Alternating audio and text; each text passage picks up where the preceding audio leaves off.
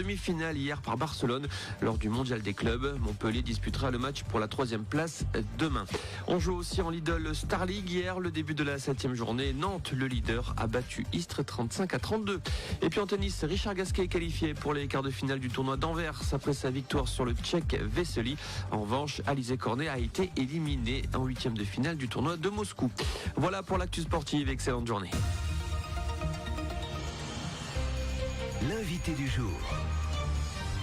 La rue appartiendra aux runners. Ce sera dimanche après-midi dans les rues de Montluçon, le 10 des Ducs, nouvelle édition. Sous cette appellation, c'est, me semble-t-il, la deuxième du 10 des Ducs, puisqu'avant c'était les foulées du Vieux Château, mais l'esprit reste le même.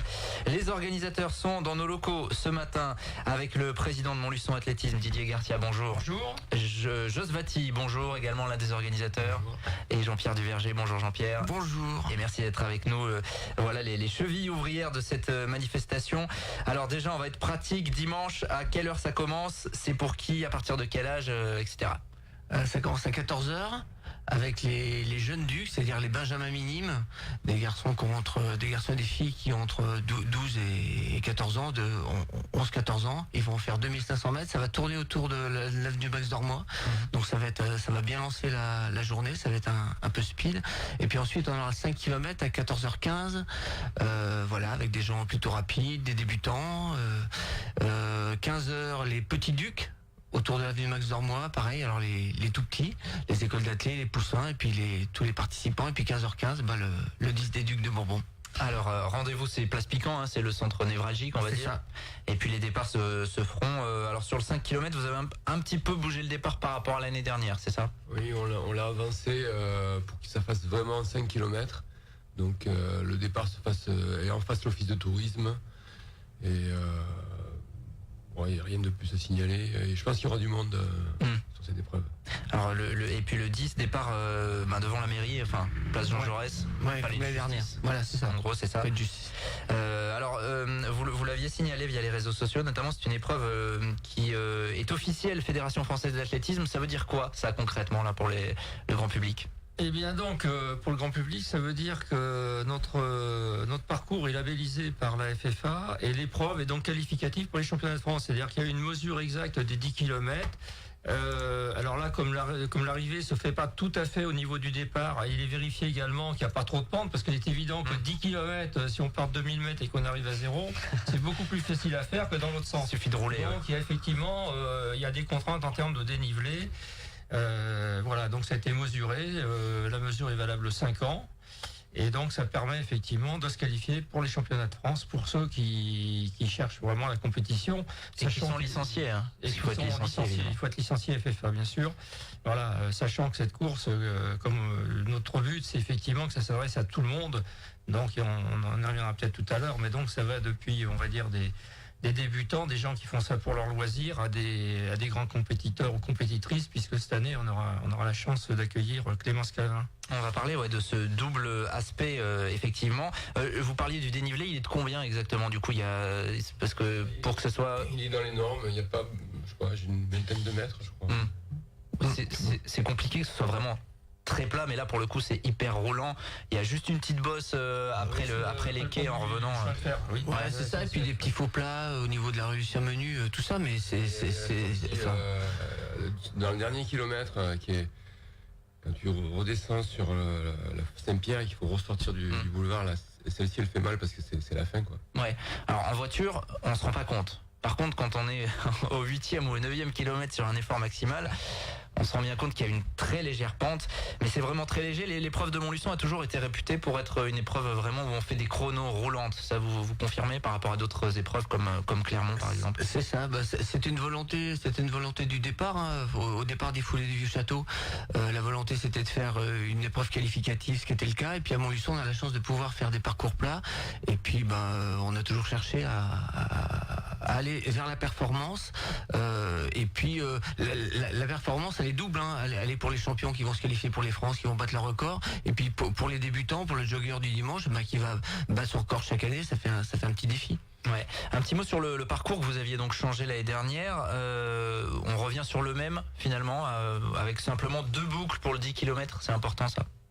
Oui, 2 boucles, de toute façon c'est difficile de faire mieux. pense que c'est en termes de parcours, on en parlait, c'est difficile de faire mieux, de ne pas emprunter les quais de la Libération, c'est pas possible si on veut faire que 2 boucles. Puis je pense qu'il a l'avantage d'être performant, quoi. Ouais. Après, il n'y a pas trop de relance, il n'y a pas trop de virages. On peut encore un petit peu l'améliorer, sans doute, mais oui, il est vraiment pas mal. Alors pour les gens qui s'interrogent, on a posé la question dans le Café des Sports dimanche, mais là on a des auditeurs qui s'interrogent, qui disent ah ouais mais moi l'après-midi j'aime pas trop courir, ça me coupe ma journée, etc. Pourquoi l'après-midi plutôt que le matin, ce qui était le cas pour le...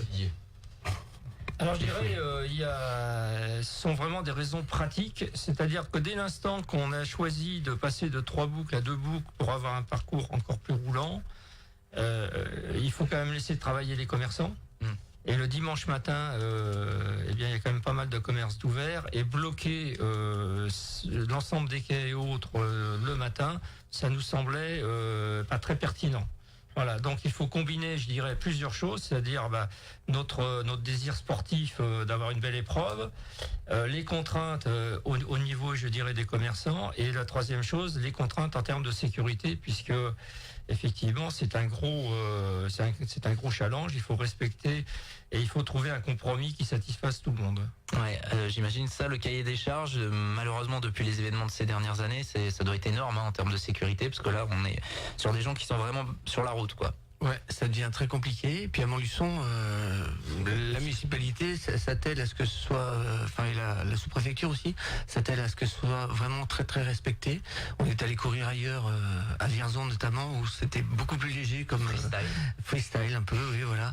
Donc bon, nous on est d'ici, on se plie à ce qu'on nous demande, mais ouais, c'est vrai que c'est compliqué, faut dire. Rien qu'au niveau des signaleurs, au niveau des carrefours, des choses comme ça, on a près de 70 personnes. D'accord. Ouais, c'est gros, hein. C'est gros. Ouais, parce qu'il faut sécuriser le parcours, et des signaleurs qui parfois doivent aussi rester calmes, parce que il y a certains automobilistes qui comprennent pas trop qu'on puisse laisser la route aux coureurs à pied, ça arrive ça. On a mis des diplomates au J'imagine que le choix des bénévoles et de leur placement est important. Didier Garcia. Je crois effectivement qu'on est conscient que ça crée une gêne. Bon, c'est une fois dans l'année, je dirais ça va durer. Les courses durent, comme on l'a dit, de 14h à 17h. Donc on se doit de respecter effectivement je dirais les consignes de sécurité qui ont été données. À ce sujet, je voudrais quand même profiter pour remercier la municipalité et la sous-préfecture, puisque je dirais, même si c'est des conditions qui sont extrêmement compliquées, je dirais on arrive effectivement à des solutions qui permettent, je dirais, de faire cette course en toute sécurité. Voilà, donc on a l'appui quand même de la ville de ce côté-là, que je dois remercier. On a fait également la réunion en sous-préfecture, et je dirais, on a regardé les points qui étaient un petit peu durs et on les a réglés, mais c'est vrai que ça devient de plus en plus compliqué, puisque maintenant il y a ce qu'on appelle les blocs béton, les GBA. Il faut mettre également des véhicules, donc c'est vrai que c'est lourd en termes d'organisation. Vous le disiez tout à l'heure, 5 et 10 km, ça permet vraiment d'être accessible à tout le monde. Il y a peut-être des gens qui se disent moi je vais juste courir le dimanche de temps en temps, j'ai pas envie de me frotter à tous ces gens-là qui cherchent la compétition. C'est vraiment ouvert à tous. C'est vraiment ouvert à tous. Voilà, 5 km c'est accessible. Pour la personne qui va courir de temps en temps, c'est tout à fait accessible. Et puis le 10 km, alors bon, c'est un petit peu plus piégeux, mais bon, je pense que les gens ne s'inscrivent pas complètement au hasard. Et puis on a des meneurs d'allure qui vont les accompagner selon les desiderata. Alors ça commence à 40 minutes, 40, 45, 50, jusqu'à 1 heure. Cette année, on a prévu jusqu'à 1 heure. Ce qui est bien, parce que ça permet de ne pas se laisser entraîner par le peloton qui part souvent très très vite, surtout devant. Et puis voilà, et de finir la course. Et puis si on se sent bien, si on a envie de faire 1 heure, si on se sent bien, dans les 2 derniers kilomètres, on peut s'envoler un petit peu, quoi. C'est porté par l'enthousiasme. Mais bon, voilà, ça permet de réguler. Alors donc il y a cet aspect course pour vraiment les amateurs, on va dire les runners occasionnels, et puis cette année la grande affiche, la tête d'affiche de ce 10 des Ducs, ce sera Clémence Calvin. Alors pour les gens qui connaissent pas, c'est quand même vice-championne d'Europe à Berlin. Elle nous a fait vraiment elle nous a fait rêver cet été en bataillant pour la victoire jusqu'à la fin au championnat d'Europe, qui est une Cussétoise, Vichysoise. Cussétoise. Joss notamment, je crois que tu as pas mal œuvré pour arriver à la voir sur le plateau. À travers son papa que je connais par le football, on a eu cette chance d'avoir, on était des favoris, on a joué la carte, on l'a prise et ça marche. Bon, maintenant, là, elle redescend de la montagne, puisqu'elle redescend aujourd'hui de Font-Romeu, donc ça se trouve dimanche, elle va surfer sur le volcan. Est-ce qu'elle vient pour faire une perf? Est-ce qu'elle a déjà parlé de ses objectifs? Je pense pas que c'est délicat de faire une perf en sortant d'un stage. Oui, il y a un petit peu de fatigue quand on sort d'un stage en altitude. Après, j'ai eu contact hier avec le speaker qui paraît, je sais pas, il faudrait qu'on aille regarder sur des sites. Bon, de toute façon, je pense que sans souci, elle va exploser le record féminin, le record de l'épreuve. Après, c'est-à-dire, voilà, elle va courir autour de 33 minutes. Et puis, après, on sait pas.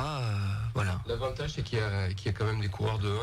Il y aura un peloton qui pourra l'emmener sur les bonnes bases et on ne sait jamais. On va surveiller le chrono régulièrement, quoi. Ouais, parce qu'il y a pourquoi pas des records qui peuvent tomber. C'est elle qui détient le record de France du 10 km sur route. En 31-20. Après, je pense que même le record de l'épreuve aura chaud là sur les masculins. Oui, parce qu'on a quelques Kenyans, enfin les habitués qui viennent, Abel Ndemi, Hakim Mburu, Macha Haile, enfin tout ça c'est des multiples vainqueurs. James Turry, on sait pas. En féminine, il y aura Charity Turry, la record woman. Ouais, il y a Aurélie Imar, une locale, qui est licenciée à courir à Clermont, mais qui court très bien et qui sera là aussi. Et puis Clémence, donc ouais, ça fait un beau plateau. En tout cas, n'hésitez pas, ça débute donc à 14h aux alentours de la place Piquant dimanche, ce 10 des Ducs. N'oubliez pas le certificat médical de non-contre-indication à la pratique de l'athlétisme en compétition pour ceux qui ne sont pas licenciés. Au niveau de la météo, ça va le faire. Merci messieurs d'être passés à notre micro. J'ose vraiment très rapidement parce que tu vois, Laurent il est en train Il y a encore des signaleurs qui veulent nous aider, ils peuvent venir volontiers. Bon, n'hésitez pas si vous avez un peu de temps à consacrer à cette course dimanche. Rapprochez-vous de Montluçon Attelé. Merci à tous les trois. Et puis on se voit dimanche pour le débrief de cette course. L'invité du jour.